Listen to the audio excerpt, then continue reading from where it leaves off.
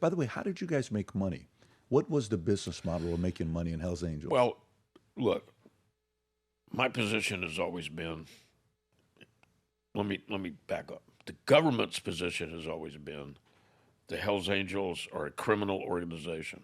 My position has always been the Hells Angels are not a criminal organization, but I will concede it's an organization with criminals in it. Now, some of the guys are so greedy that they've got these little side things going, and they don't share them with the general membership. They want the money for themselves.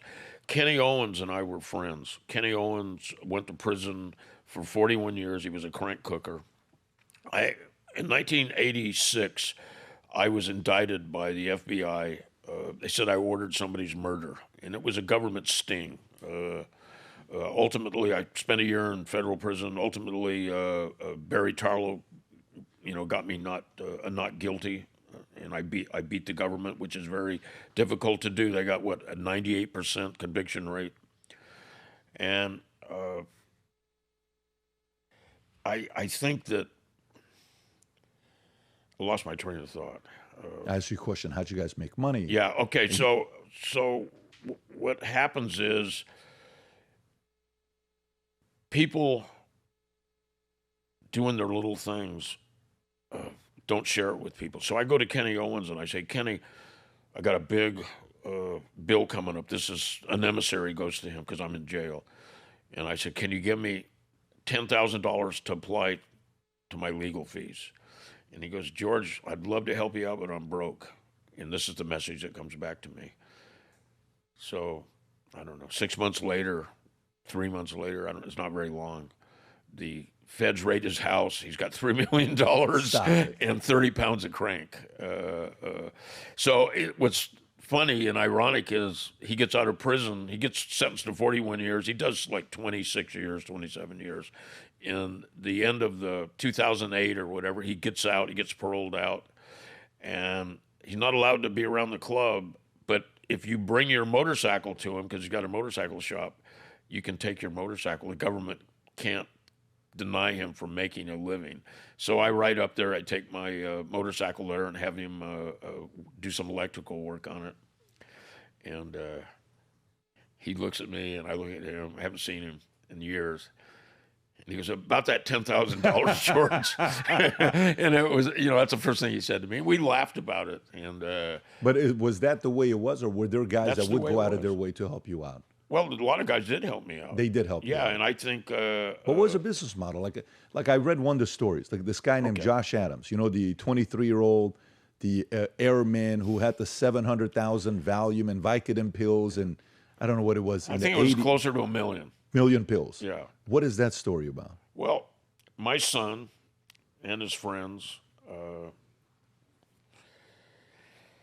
had a friend that became an airman, and his job was he worked in the pharmacy, and he had complete control over the ordering, the distribution, and my son, little George, rest in peace, he's no longer with us. Sorry to hear. Yeah, a great kid. Long time ago? 10 years ago. He was 39 at the time. Was he into life or no? He didn't go in. Oh, he was a Hell's Angel. He was a Hell's He Angel. was a Hell's Angel. Him and several of we called them the YGs, the young guys. They were part of the new crew that joined the club in the mid-'90s. They started bringing in Vicodin into town and saturated the market. And you figure, what do you sell a Vicodin pill for? What did it cost? The government paid for it all. I mean, these guys were cutting the money up. This is 80s. No, this is in 1999, 2000. Okay.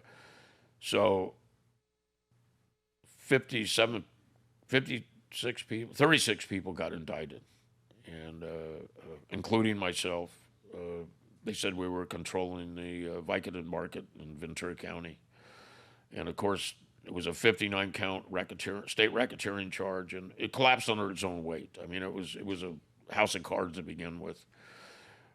But they being my son, Adams, Refugio, Batillo, these various people. They were bringing the Vicodin into town. You know how they got caught? They were looking for business records. They were doing a forensic analysis on me, and they went to my ex-wife's house to see if there were ledger books there of my business practices. And while they were there, they found 30,000 Vicodin in my son's wardrobe closet. I didn't have a key to the house. I had no dominion over the Vicodin, but they indicted my son. They indicted my wife, who was ex-wife, who was a Canadian citizen, in an effort to get me. They were basically holding my family hostage. At this point, are you somebody the feds are targeting to get? Yes. Like, are you a big target? Yes. 97. I'm top of my game. The rumor in law enforcement is Sonny's retired in Arizona. George Christie's now Why does everybody retire in Arizona or Florida? Know. What That's is it where with Arizona? Bonanno retired. Yeah, everybody. What is it with Arizona? Is that where you're going? Is that where they give you annuities? Is it like benefit plan? Well, I'm they have a not where I'm special going. gangster retirement plan there. A special gangster retirement fund. So, where's Sammy the Bull? Arizona. Okay. Yeah. I'm being a smart ass. Yeah, no, I know you are. I know. So a million pills. Let's say at the I don't know. And you know how they got caught? They come into the house. The 30,000 pills. Yes, they come into the house. They find the 30,000. What they fail to realize, they get so excited, they stop the search for their ledger books and they focus on the pills. In the garage is another 60,000 pills that they never discover because these guys are so inexperienced, and they just end the search. They go, we found it, But you know how they got caught? They didn't take the pills out of the bottles. And the IBM codes were on the pills. And one of the detectives went to the company, ran the codes, and they go, oh, yeah, these are all going to Andrews Air Force Base out in the desert. And that's how they put it all together. At the time, pills are selling for what, $2 to $8, black market? I think they were selling, I think that they told me they were paying 50 cents a pill. You guys were paying 50 cents. Yeah. And you got a really good deal on it. Yeah, and they were selling them, like you said, for $5 to $10. Great margins, 10 times. Yeah. But then, okay. So, and by the way, it's interesting because You're thinking about going in the pharmacy business. No, I had my best friend in the world. There was a dentist that was illegally in Glendale selling Vicodin pills to my best friend's dealer. And I met with this dealer, told him he can never sell it to my friend again, and he did. And my friend died taking 50 pills from Vicodin. And why did he take 50? He didn't take 50. He started off with 1, led to 2, led to 3. Okay, I got you. He gradually worked. The tolerance gets. He was a mess. No matter how many Bible studies and stuff we would take this guy to, he was not going to get off of it. But let me say something. I have 2 hip replacements. So I go to USC. They want to replace my hip. Okay, replace my hip. So USC.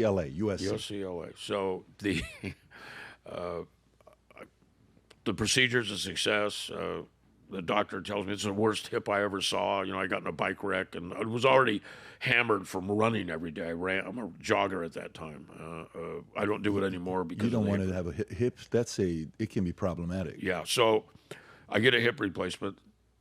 What do they give me?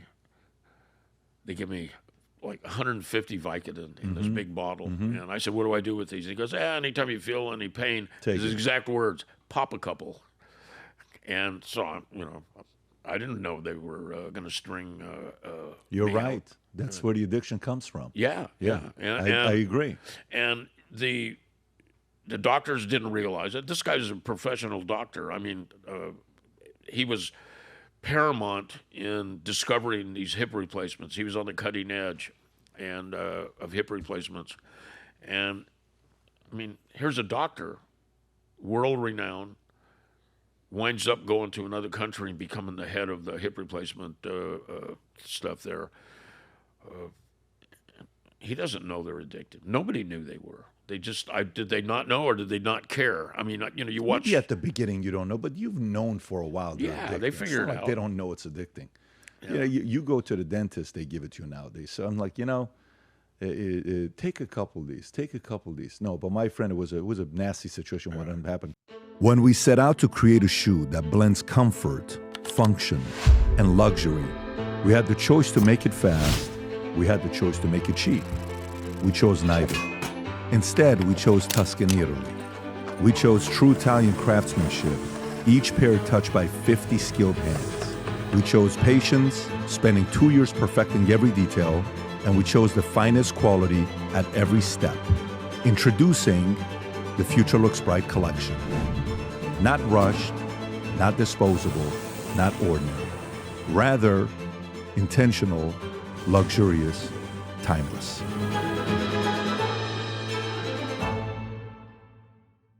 If you enjoyed this video, you want to watch more videos like this, click here. And if you want to watch the entire podcast, click here.